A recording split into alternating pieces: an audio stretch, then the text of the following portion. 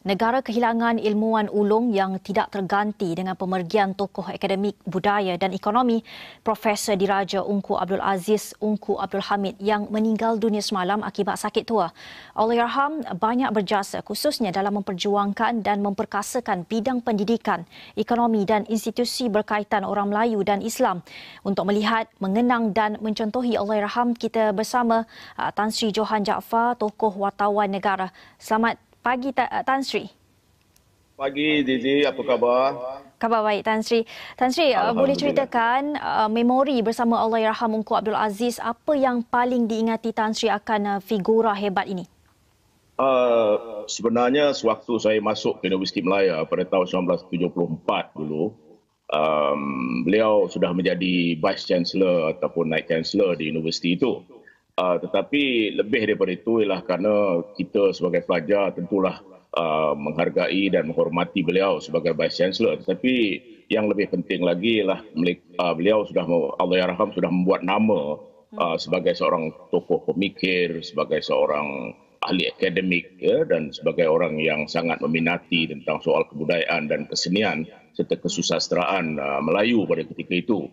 Dan apa yang saya ingat sangat ialah banyak peristiwa sewaktu di Universiti Melaya. Salah satu daripadanya ialah beliau, seperti kita tahu, sangat meminati dunia kesenian dan kebudayaan.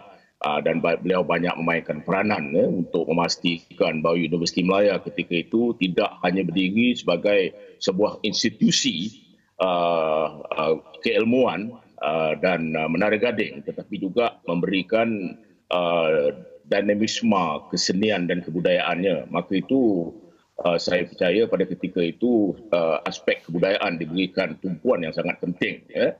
Dan Universiti Melaya pada tahun-tahun 70-an itu bersemarak dengan pelbagai kegiatan kebudayaan dan kesenian. Macam-macam aktiviti yang dilakukan oleh Jabatan Kebudayaan ketika itu.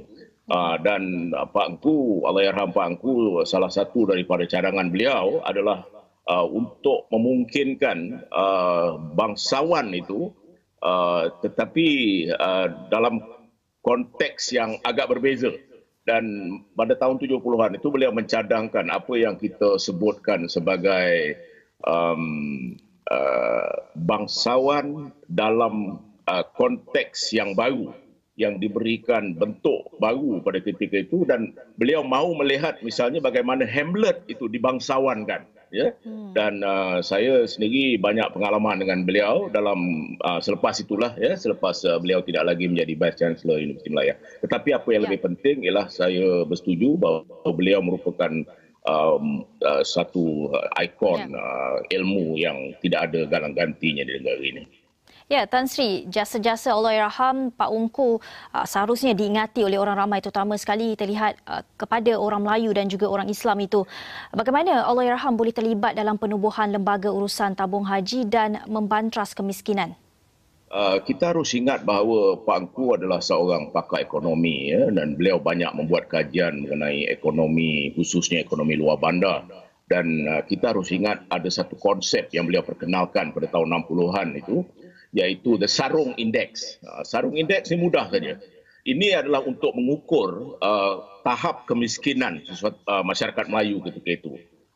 Dia menggunakan konsep lebih kurang begini, maksudnya berapa banyak kain sarung dalam rumah itu dibagikan dengan jumlah orang yang ada dalam rumah, ya, tak termasuk bayi, ya, sebab bayi tentu tak pakai sarung lagi, kan.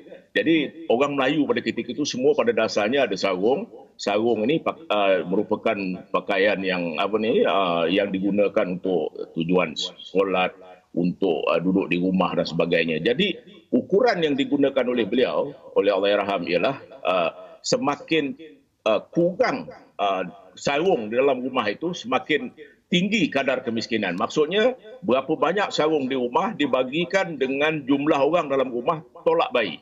Artinya itulah ukuran yang secara mudah digunakan oleh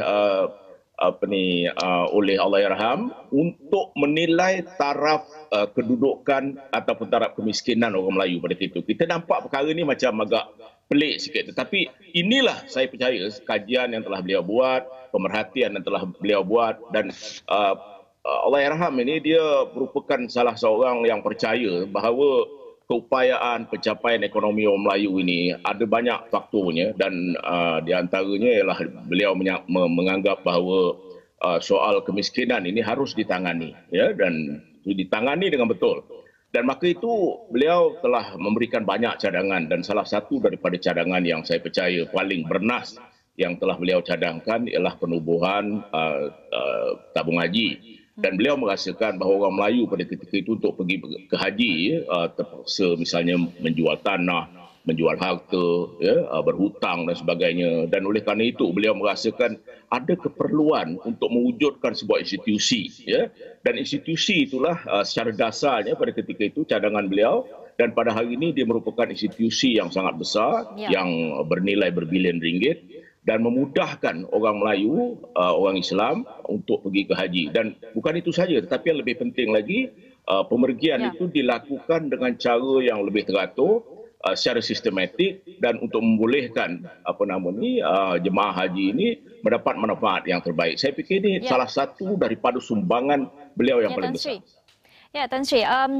Apakah nilai teladan atau sifat Allahyarham Ungku yang kita boleh contohi, yang boleh diambil iktibar dan diteladani oleh bangsa dan juga generasi muda ketika ini? Ringkas saja, Tan Sri. Okey, saya percaya salah satu daripadanya ialah kerana beliau seorang intelektual. Beliau percaya bahawa seorang intelektual ini harus memainkan peranannya. Ini senang dipendekkan cerita, kata public intellectual ini mempunyai sumbangan ataupun peranan tersendiri, ya. Dan selama hidup beliau telah menunjukkan apa yang peranan yang telah dilakukan oleh public intellectual ini. Dan beliau selalu percaya bahawa seorang itu harus memberikan perhatian yang cukup banyak tentang soal misalnya pembacaan dan sebagainya. Dan beliau pernah memberitahu bahawa untuk menjadi intelektual, kita harus melakukan dua perkara. Yang pertama ialah untuk membaca Encyclopedia Britannica, keseluruhan Encyclopedia Britannica yang yang sebenarnya sampai kepada 32 volume itu. Yang kedua, membaca keseluruhan JAMBRAS atau Journal of Malayan Branch Royal Associatic Society sampai ke keseluruhan. Saya fikir ini tidak mungkin dapat dilakukan oleh banyak orang, tetapi Pak Angku percaya bahawa kita harus memperluaskan minda, sikap, nilai values kita melalui pembacaan. Itu saya fikir perkara yang harus diteladani oleh orang muda sekarang. Dan kita tahu bahawa dalam keadaan sekarang semakin kurang orang membaca, dan ini adalah legacy yang ditinggalkan oleh Pak Angku. Beliau adalah seorang pembaca yang luar biasa, yang menelaah, dan bukan membaca saja tapi banyak menulis, dan saya percaya bahawa ini adalah salah satu daripada peringatan kepada kita semua untuk memberikan tumpuan kepada aspek pembacaan ini. Ya. Tan Sri, bagi orang muda yang tidak mengenali Allahyarham Pak Ungku, apa yang patut mereka tahu mengenai tokoh ini? Adakah wajar kita melakukan satu memorial khas bagi khusus kepada orang muda untuk mengenali Allahyarham hebat seperti Pak Ungku? Okey, apa yang lebih penting yang patut kita lakukan ialah untuk meneliti semua hasil-hasil pemikiran beliau, hasil karya beliau. Ya, beliau telah menulis beberapa buah buku, di antaranya Jejak-Jejak di Pantai Zaman yang menganalisis pemikiran Pendeta Zabah, dan beliau telah menghasilkan sebuah buku yang namanya Pantun dan Kebijaksanaan Akal Melayu, yang saya telah diberikan peluang untuk membuat prakata bagi buku ini. Beliau mengkaji, untuk buku ini beliau mengkaji 16,000 pantun dan memilih 78 buah untuk dianalisis di dalam buku ini, ya. Dan kemudian kabarnya beliau juga telah sedang mengkaji lebih kurang 20,000 pantun lagi, ya. Dan saya percaya beliau sebelum ini telah menelaah ataupun mengkaji haiku Jepun dan sebagainya, ya, untuk mencerminkan pemikiran orang Jepun. Seperti juga pantun ini merupakan, sebab itu beliau menggunakan perkataan akal budi Melayu, kebijaksanaan akal budi Melayu, the genius of the Malay mind. Jadi ini adalah kekuatan yang ada pada Pak Angku. Jadi saya fikir kita bina monumen, satu yang lebih penting lagi, monumen itu adalah monumen minda. Perkataan minda itu pun dipopularkan oleh Pak Angku. Jadi kalau kita dapat mengkaji, memberikan tumpuan kepada sumbangan yang telah diberikan oleh Pak Angku ataupun Allahyarham Ungku Aziz ini, Profesor Diraja Ungku Aziz, saya fikir itu adalah sumbangan yang paling besar yang dapat kita lakukan kepada negara. Dan orang muda, terutama generasi muda, harus pada hari ini harus memahami bahawa ini bukan saja ikon, yang telah lahir di kalangan kita, dia adalah satu-satunya manusia yang seperti itu yang ada di negara kita ini. Jadi kita betul-betul kehilangan seorang tokoh, dan saya fikir beliau harus pemikiran beliau harus diajar di universiti misalnya, di pusat-pusat pengajian tinggi, untuk memahami bagaimana manusia yang bernama Profesor Diraja Engku Aziz ini berfikir, bertindak dan juga memberikan pemikiran kepada masyarakat atau kepada rakyat. Ya, terakhir sekali Tan Sri, kami di Astro Awani ingin memberi kesempatan kepada Tan Sri. Mungkin Tan Sri ada ucapan untuk keluarga Allahyarham Pak Ungku yang boleh Tan Sri kongsikan.